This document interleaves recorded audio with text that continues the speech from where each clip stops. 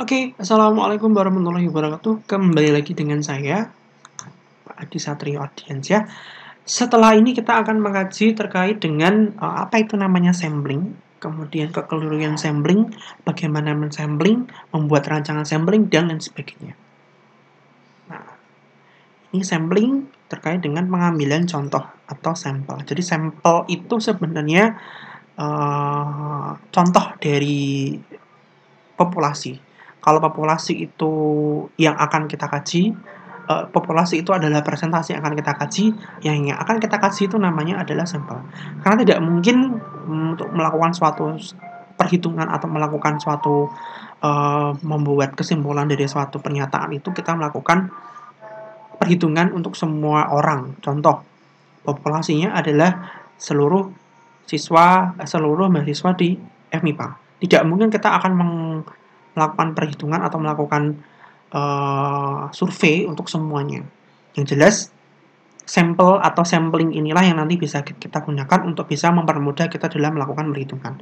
Contohnya kalau mahasiswa MIPA ya cukup kita mengambil mahasiswa PEMAT atau mahasiswa dari jurusan matematika, kemudian ada yang dari kimia, biologi, fisika, IPA, dan juga dari ilmu komputer. Tidak semuanya kita kaji, cukup kita ambil satu rombel dari masing-masing jurusan, atau nanti ada yang seperti apa yang seharusnya.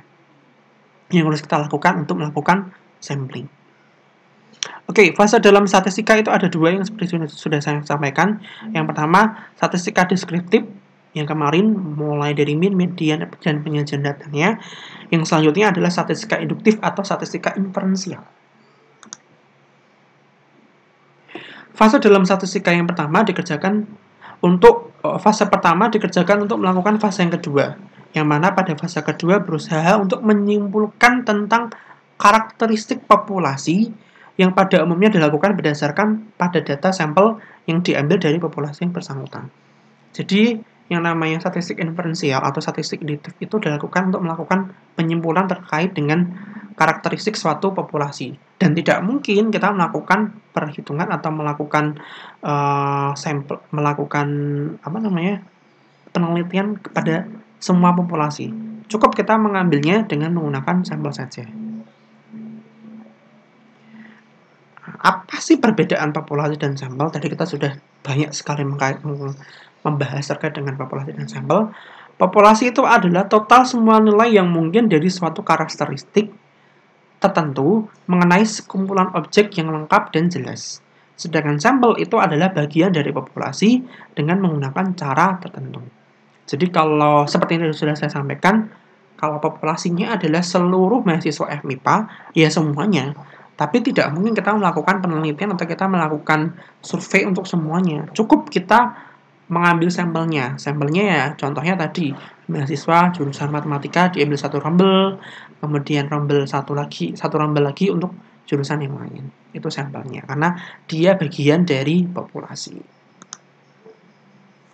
Untuk mendapatkan kesimpulan yang dapat dipertanggungjawabkan, harus ditempuh cara yang benar dalam setiap langkah termasuk pengambilan sampel atau sampling. Alasan melakukan sampling. Nah, ini ada beberapa alasan. Yang pertama, ukuran populasi yang sangat besar. Jelas, tidak mungkin kita, sudah saya sampaikan tadi, semakin besar populasinya, tidak mungkin kita melakukan suatu penelitian atau kita melakukan riset untuk populasi. Oleh karena itu, kita cukup mengambil contohnya atau kita mengambil sampel dengan menggunakan sampling. Yang kedua, jelas masalah waktu dan juga masalah biaya. Karena kalau kita melakukan kajian terkait dengan populasi atau semuanya itu kita akan butuh waktu yang lama, padahal yang namanya kajian itu butuh deadline, termasuk dengan biaya. Semakin banyak orang yang akan kita kaji atau semakin besar kajian kita, akan semakin besar pula biaya yang akan kita keluarkan. Yang keempat, percobaan yang sifatnya merusak. Nah, ini kalau percobaannya itu dilakukan oleh populasi, otomatis dalam tanda petik kalau kita punya percobaan yang sifatnya merusak, otomatis populasinya juga akan rusak semuanya. Nah, oleh karena itu, ini biasanya dilakukan di dunia kedokteran. Jadi kalau misalnya mau menguji obat kan nggak mungkin kita uji langsung ke manusia. kita pasti harus mengujinya ke tikus, ya kan? Nah, kalau tikus nggak mungkin kita uji ke semua tikus, cukup kita ambil satu sampel tikus dengan menggunakan satu satu formula. Nah, setelah nanti formulanya berhasil, kemudian kita lakukan penelitian atau kita lakukan pengamatan, kalau misalnya itu berhasil, itu bisa kita gunakan ke beberapa sampel yang lebih besar lagi. Yang kelima, masalah ketelitian. Jadi, semakin banyaknya orang atau semakin banyak yang kita kaji, otomatis tingkat ketelitian kita juga perlu dipertanyakan. Karena mengkaji 30 orang dan mengkaji 150 orang itu jelas berbeda. Yang terakhir, faktor ekonomis, sama halnya dengan yang tadi saya sampaikan terkait dengan biaya. Rancangan sampling, ada beberapa hal yang perlu kita perhatikan terkait dengan rancangan sampling. Yang pertama, rumuskan persoalan yang ingin diketahui. Yang kedua, tentukan dengan jelas batas populasi mengenai persoalan yang ingin diketahui. Kalau yang pertama, jelas itu adalah rumusan masalah atau dalam tanda petik itu adalah topik penelitian kita atau apa yang akan kita kaji. Terus yang kedua, kita tentukan batasan populasinya. Jadi setelah rumusan masalahnya itu jelas, populasinya di mana? Mau semua mahasiswa MIPA atau semua mahasiswa UNES, itu harus dijelaskan, harus didefinisikan dengan jelas. Atau kalau mungkin kalian populasinya adalah sampah yang ada di kota Semarang atau sampah yang ada di Provinsi Jawa Tengah, itu harus jelas. Kalau Semarang ya otomatis nanti data-datanya harus represent dari kota Semarang. Kalau Jawa Tengah ya berarti tidak hanya kita mengkaji di Semarang. Kita mengkaji Semarang tok, tapi kita membuangnya ke Jawa Tengah kan tidak bisa. Kalau misalnya Jawa Tengah, setidaknya ada beberapa kota dan juga ada beberapa kabupaten yang akan kita ambil datanya. Yang ketiga, mendefinisikan dengan jelas dan tepat segala unit dan istilah yang diperlukan. Nah, ini seperti ini hampir mirip kayak proposal penelitian ya menurut saya. Jadi setelah punya rumusan masalah yang jelas, populasinya jelas, selanjutnya didefinisikan. Contoh, sampah itu apa? Terus, sampah organik itu apa? Itu harus punya definisi yang jelas. Yang keempat, tentukan unit samplingnya atau satuan terkecil yang menjadi anggota populasi yang diperlukan. Nah, tadi rumusan masalahnya sudah jelas, populasinya sudah jelas, definisinya sudah jelas. Yang akan kita kaji, yang terakhir adalah, yang keempat adalah menentukan unit samplingnya. Contoh tadi, kalau misalnya di kota Semarang, berarti unit samplingnya adalah paling mudah adalah kecamatan yang ada di kota Semarang. Kecamatan Gunung Pati, Kecamatan Semarang Utara, Semarang Tengah, dan lain sebagainya. Yang kelima, tentukan dan rumuskan cara pengukuran dan penilaian yang akan dilakukan. Nah, setelah tadi sudah jelas semuanya, yang paling penting itu adalah bagaimana mengukur atau teknik pengambilan datanya itu seperti apa. Seperti itu.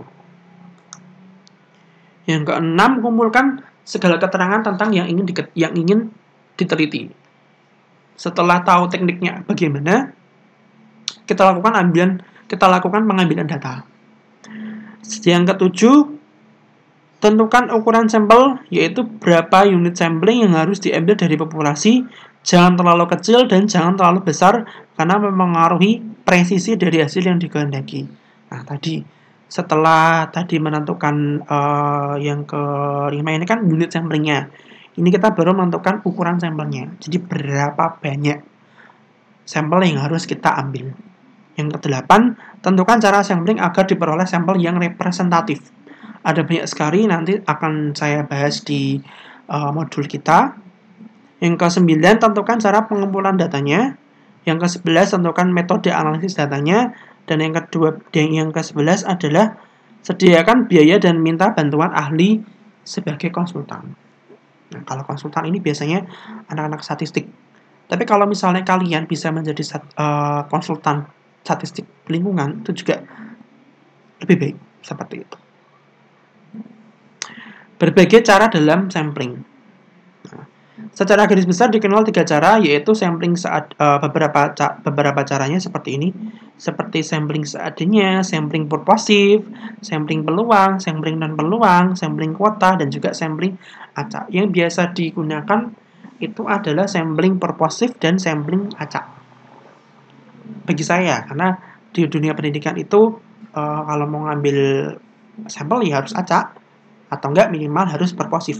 Kita harus punya tujuan. Kalau purposif itu dia memiliki tujuan. Kenapa saya mengambil sampel A? Karena saya ingin mendapatkan keterangan dari si A. Kalau yang acak jelas tidak ada tidak ada alasan. Kita ambilnya comot aja, comot A, comot B dan lain sebagainya. Terus mendapatkan sampel yang representatif populasi non-homogen atau heterogen. Ada sampling petala atau sampling berstrata, kemudian ada sampling proporsional, ini juga sering saya gunakan, harus proporsional. Kemudian sampling cluster tadi seperti wilayah-wilayah yang ada di Kota Semarang. Yang terakhir ada sampling area. Nah, seperti itu. Nah, selanjutnya cara sampling yang lainnya adalah sampling sistematik, sampling ganda, sampling multiple, sampling sekuensial, sampling tunggal.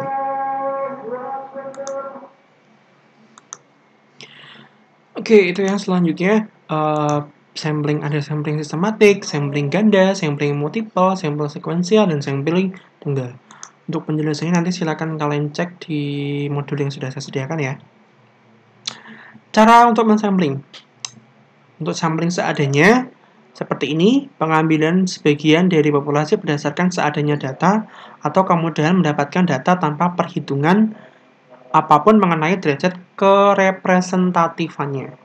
Akibatnya adalah simpulan ditarik sangat bersifat kasar dan sementara. Dan ini biasanya digunakan untuk di bidang sosial. Nah, selanjutnya, sampling purposif. Pengambilan sebagian dari populasi berdasarkan pertimbangan perorangan atau peneliti. Hasil akan baik jika ditangani oleh ahli dan sering disebut dengan studi kasus. Ketelitian dan kerepresentatifannya, sampel tidak dapat ditaksir dan berakibat tidak mungkin mengeneralisasikan ke hasil sampel. Yang terakhir, sampling peluang. Sebuah sampel yang anggotanya diambil dari populasi berdasarkan peluang yang diketahui. Ini yang banyak sering dipakai khususnya di bidang sains. Yang selanjutnya, kekeliruan sampling dan non-sampling. Dalam sebuah penelitian ada dua kekeliruan pokok yang sering dilakukan. Penyebab kekeliruan non-sampling. Yang pertama, populasi tidak didefinisikan sebagaimana mestinya. Ingat tadi, untuk membuat rancangan dalam sampling itu harus dijelaskan populasi yang akan kita teliti atau yang akan kita kaji. Dan harus jelas di definisinya. Yang kedua, populasi yang menyimpang dari populasi yang seharusnya diteliti. Kalau kita mau meneliti sampah di Kota Semarang, ya di Kota Semarang. Jangan meneliti sampah di luar Kota Semarang. Ini maksud dari pernyataan ini. Yang ketiga, kuesioner tidak dirumuskan sebagaimana mestinya. Nah, ini biasanya dilakukan pada penelitian sosial, di mana kuesionernya itu tidak representatif atau tidak bisa menjawab pertanyaan dari penelitian yang akan dikaji. Yang keempat, istilah yang telah didefinisikan secara tidak tepat atau telah digunakan secara tidak konsisten. Ingat, langkah ketiga atau langkah keempat tadi yang sudah saya sampaikan, bahwa setelah populasinya jelas, kamu harus punya definisi operasional atau definisi terkait dengan apa yang kalian kaji. Contoh, kalian mengkaji terkait dengan sampah. Sampah itu apa? Didefinisikan dengan jelas terlebih dahulu. Dan definisi itu yang kalian pakai sampai kalian selesai dalam melakukan penelitian. Yang kelima, responden tidak memberikan jawaban yang akurat atau menolak untuk menjawab atau wawancara. Nah, ini yang paling berat. Biasanya ini dilakukan pada penelitian di bidang sosial. Nah, makanya kalau misalnya ada Bapak Ibu dosen yang minta kalian untuk mengisi kuesioner atau mengisi angket, silakan diisi. Karena jika kalian tidak mau mengisi, otomatis ini akan terjadi kekeliruan dalam penelitian. Dan ini merupakan kekeliruan non-sampling. Selanjutnya, kekeliruan dalam sampling. Kekeliruan disebabkan oleh kenyataan adanya pemeriksaan yang tidak lengkap tentang populasi dan penelitian hanya dilakukan berdasarkan sampel. Nah, ini yang paling penting ya. Cara untuk mengontrol kekeliruan dengan sampling acak. Cara untuk mengontrol kekeliruan dengan menggunakan sampling acak atau memperbesar ukuran sampel itu sendiri. Oke, itu yang bisa saya sampaikan terkait dengan sampling. Terima kasih. Tetap jaga kesehatan kalian. Semoga kita bisa bertemu di kesempatan lain. Dan di semester ini, semoga nanti setelah lebaran atau sebelum lebaran kita bisa ketemu terlebih dahulu untuk bisa bertegur sapa lagi. Karena pandemi ini memang membuat yang biasanya bertemu akhirnya kita tidak bisa bertemu, tapi kita harus bisa mensyukuri semuanya karena ini adalah jalan dari Tuhan. Yang jelas kita tetap bertawakal, kita tetap harus berikhtiar dengan tetap berada di rumah atau stay at home. Oke? Terima kasih saya ucapkan, tetap semangat untuk semuanya dan wassalamualaikum warahmatullahi wabarakatuh.